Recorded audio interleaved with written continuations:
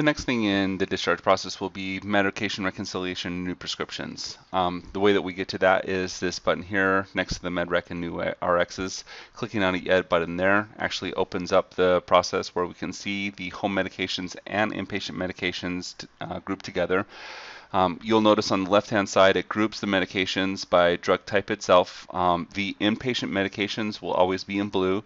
The home medication version, if the patient is taking it, will be in black itself. So this is an example where we have simvastatin. The patient is taking 10 milligrams PO QPM while they're here in the hospital. They also take that same dosage and frequency while they have it at home itself. So going through the discharge reconciliation process for the meds, you go down to each of the medications and evaluate, do you want to continue the home medication version?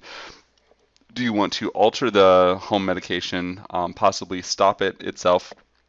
Or you can also do a new prescription by converting the inpatient to a new prescription itself.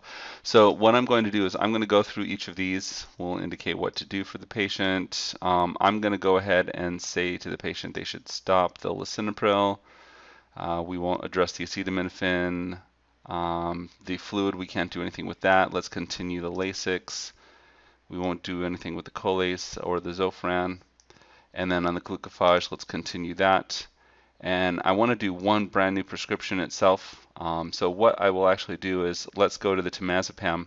And what I want to do on that is if I click this convert option here, it actually opens up the temazepam directly into a prescription. The only thing that I need to address is the quantity or days. Automatically the dosage, the frequency all came in directly into the process itself. I'll go here and say that it's a quantity of 30. I'll go ahead and say done.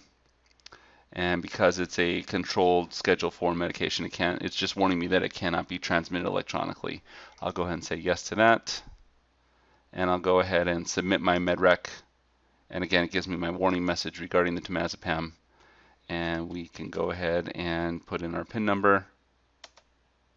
And here is where an example where it actually wants to print out the prescription for us. Now, because it's a controlled prescription, we can't print those here. So this is a point where I would actually go ahead and handwrite the temazepam. This is one of the changes that we will have later this year. We're anticipating in the fourth quarter that we will be able to transmit electronically all medications to include the scheduled 2, 3, 4, and 5 medications themselves. So at this point in time, you would handwrite the prescription. Later this year, you will be able to transmit it to a pharmacy itself. And that is how we actually handle the discharge, medication reconciliation, and new prescription entry into the system.